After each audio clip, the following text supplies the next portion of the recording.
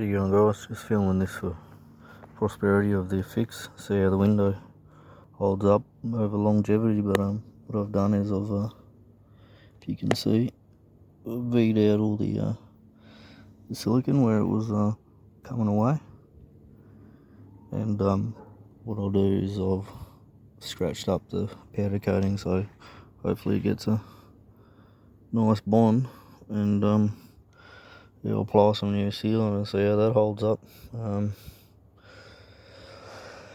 As per recommendation to fix this, we'll give it a crack, see if it holds up, and if it doesn't, well, we'll see what Stabby comes up with. Alright, guys, see what the finished product looks like.